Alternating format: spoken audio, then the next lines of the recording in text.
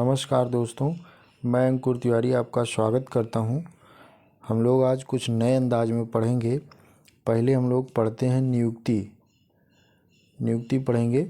पहली नियुक्ति न्यायमूर्ति प्रसन्ना बी वराले की हुई है। ये सुप्रीम कोर्ट के न्यायाधीश नियुक्त किए गए हैं।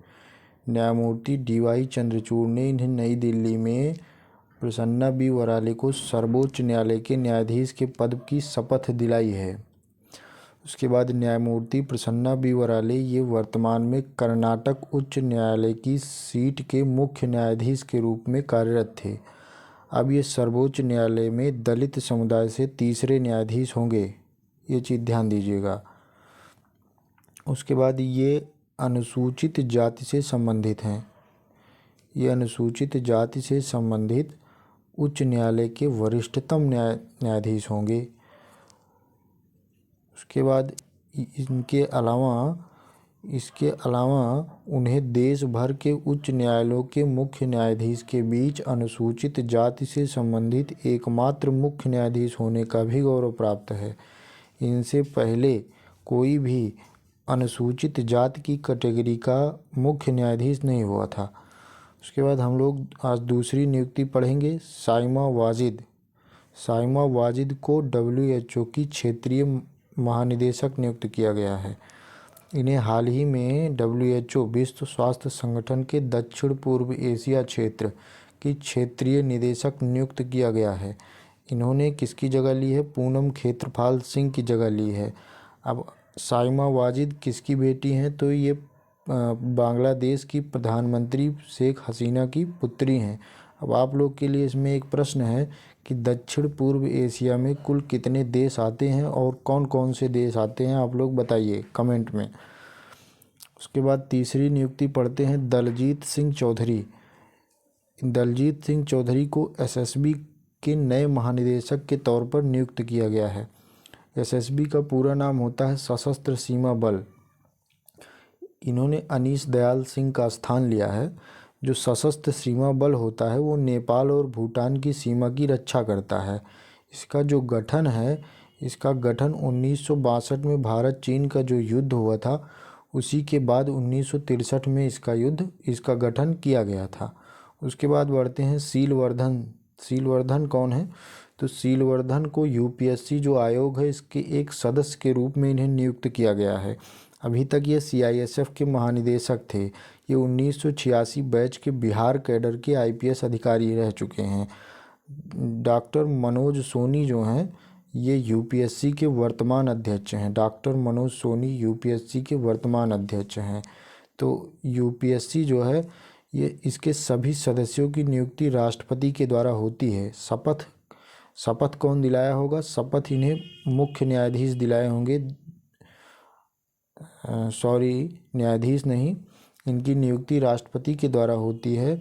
और UPSC संविधान के भाग 15 के अनुच्छेद 315 से 323 के बीच एक संवैधानिक निकाय है। ये एग्ज़ाम बहुत फंसाता है।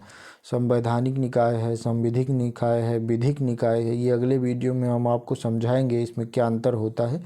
लेकिन अभी आप ध्यान दीजिए कि UPSC जो है एक संवैधानिक निकाय है। उसके बाद बढ़ते हैं अगली न्यूज़ की तरफ। अगला न्यूज़ है कि अरविंद पनगड़िया, इनका नाम आप लोगों ने बहुत सुना होगा। ये 16वें वित्त आयोग के अध्यक्ष नियुक्त किए गए हैं। और ऋतिक रंजन पांडे को वित्त आयोग का सचिव बनाया गया है। अरविंद पनगड़िया जो हैं ये 2015 से 17 तक नीति आयोग के उपाध्यक्ष थे और नीति आयोग के पहले उपाध्यक्ष भी रहने का गौरव इन्हें प्राप्त है। तो 16वें वित्त आयोग को 31 अक्टूबर 2025 तक अपनी रिपोर्ट को जमा करनी है। ये एग्ज़ाम में पूछा जाता है, ठीक है। 16वां वित्त आयोग 2026-27 से लेकर के 2030-31 का जो वर्ष होगा तक के लिए इसे सिफारिश देगा। ये इनका गठन जो है अनुच्छेद 280 में है। ये आप लोगों को पता ही होगा, नहीं पता है तो याद कर लीजिए। बात करते हैं नियुक्ति हो गई, अब बात करते हैं निधन की। तो कुछ प्रमुख लोगों का निधन हो गया है। जैसे नंबर 1 पे आते हैं मुनव्वर राणा कौन है? इनका जन्म उत्तर प्रदेश रायबरेली ज़िले में हुआ था, इसलिए ये और इम्पॉर्टेंट हो जाते हैं। इनका निधन जो है लखनऊ में ही हुआ है 14 जनवरी को। तो ये 2014 में इन्हें शाहदवा इनकी कविता का नाम है, शाहदवा नामक कविता के लिए साहित्य अकादमी पुरस्कार इन्हें मिल चुका है।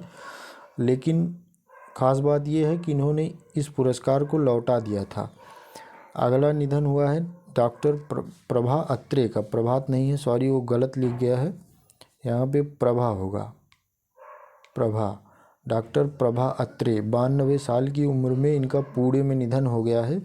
ये शास्त्रीय संगीत के किराना घराने से संबंध रखती है, ये इम्पॉर्टेंट है, यही पूछा जाएगा डॉक्टर प्रभा अत्रे किस घराना से संबंधित थी, तो किराना घराना से संबंधित थी। 1990 में इन्हें पद्मश्री मिला, 1992 में इन्हें पद्म भूषण मिला, 2022 में इन्हें पद्म विभूषण मिला, यानी कि इन्हें तीनों प्रकार के पद्म पुरस्कार प्राप्त हैं। बढ़ते हैं अगले निधन की तरफ। अगला निधन हुआ है उस्ताद राशिद खान। उस्ताद राशिद खान कौन थे, आइए देखते हैं। 55 वर्ष की उम्र में इनका जो है निधन हो गया है। कोलकाता में ये कैंसर से पीड़ित थे। इनका जन्म उत्तर प्रदेश के बदायूं ज़िले में हुआ है, इसलिए ये बेहद इम्पॉर्टेंट हो जाते हैं। 2006 में इन्हें पद्मश्री और संगीत नाटक अकादमी पुरस्कार दोनों 2006 में ही मिला है। 2022 में इन्हें पद्म भूषण मिला है और इन्हें बंगाल सरकार ने भी बहुत सारे पुरस्कार दिए हैं। तो अगला न्यूज़ है वासुदेव पांडे। ये कौन है? वासुदेव पांडे त्रिनिदाद और टोबैगो देश के पूर्व प्रधानमंत्री। अब आपके दिमाग में आएगा कि त्रिनिदाद और टोबैगो है कहाँ, तो ये जो उत्तरी अमेरिका है, उत्तरी अमेरिका और ये दक्षिणी अमेरिका, इसी के यहाँ पर एक कई देशों का समूह है जिन्हें कैरिबियाई देश कहा जाता है, क्योंकि ये कैरिबियन सागर में है। तो वहीं का एक देश है त्रिनिदाद और टोबैगो। ये वहाँ के पूर्व प्रधानमंत्री, वहाँ के 5वें प्रधानमंत्री थे और ये भारतीय मूल के पहले प्रधानमंत्री थे उस देश के। इनका कार्यकाल 1995 से 2001 के बीच था। ये सिर्फ प्रधानमंत्री ही नहीं थे, इनका कई पेशा था, शिक्षक भी थे, वकील भी थे। तो आइए हम लोग जनवरी माह की प्रमुख पुस्तकें भी देखते हैं। वैसे तो मैं इस पुस्तक को आपको कई बार बता चुका हूँ, व्हाई भारत मैटर्स। इसके लेखक डॉक्टर एस जयशंकर हैं। ये एग्ज़ाम में 100% पूछा जाएगा। द रिवर्स स्विंग के लेखक अशोक टंडन हैं। सचिन @50 इसके लेखक बोरिया मजूमदार हैं। गांधी ए लाइफ इन 3 कैंपेन इसके लेखक AJ अकबर हैं। संस्कृति के आयाम को लिखा है डॉक्टर मनोरमा मिश्रा ने। संस्कृति के आयाम को लिखा है मनोरमा मिश्रा ने। असम के बहादुर लचित बरफुकन को लिखा है अरूप कुमार दत्ता ने। ये इनकी किताब है। ये जो लचित बरफुकन थे ये असम के थे। आप लोग इनके बारे में पढ़ेंगे तो इनका व्यक्तित्व बहुत अच्छा था। आप लोग इनके बारे में पढ़ेंगे तब जानेंगे। अब हम लोग बढ़ते हैं जनवरी 2024 में महत्वपूर्ण दिवस की सूची। तो पहला दिवस 4 जनवरी को विश्व ब्रेल दिवस मनाया जाता है। ब्रेल एक प्रकार की भाषा होती है जो दृष्टिहीन होते हैं, उनके लिए ये ब्रेल बनाई गई है, एक भाषा होती है। आप लोग ये बताइए ब्रेल भाषा का आविष्कार किसने किया था, कमेंट बॉक्स में बताइए। 9 जनवरी 2024 को प्रवासी भारतीय दिवस मनाया गया। तो इसका डेट ही याद नहीं रखना है हमको, ये भी याद रखना है कि इसका थीम क्या था। तो इसकी थीम थी प्रवासी। बस इतना ही याद रखिए, इतना ही पूछा जाता है, लेकिन कभी कभी ऑप्शन में पूरा दे देता है। तो अमृत काल में भारत की प्रगति के लिए विश्वसनीय भागीदार। ठीक है, अगली डेट है 9 जनवरी। तो 9 जनवरी को तो विश्व हिंदी दिवस होता है। ये दोनों 9 जनवरी को है, ध्यान दीजिएगा। विश्व हिंदी दिवस भी 9 जनवरी को मनाया जाता है। हम लोग बढ़ते हैं 12 जनवरी 2024 को राष्ट्रीय युवा दिवस।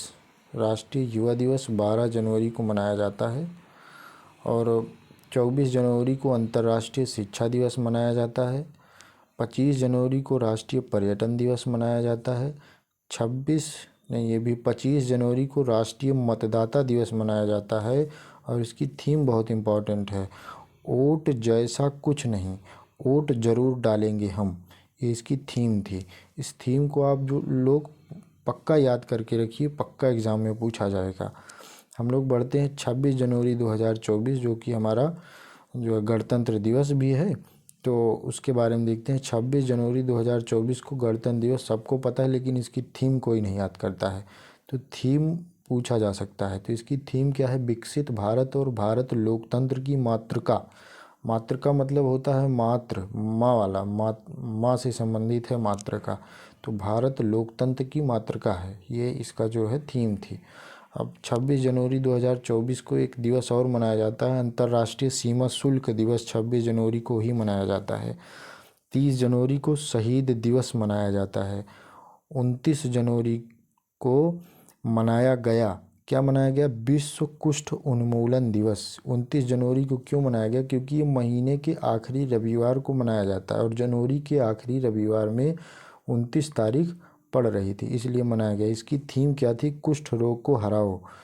और इसी के साथ ये हमारा सेशन समाप्त होता है। दोस्तों, आपसे विनती है, अगर आपको सेशन अच्छा लगा हो तब आप इसको सब्सक्राइब कर दीजिए, लाइक कर दीजिए, शेयर कर दीजिए।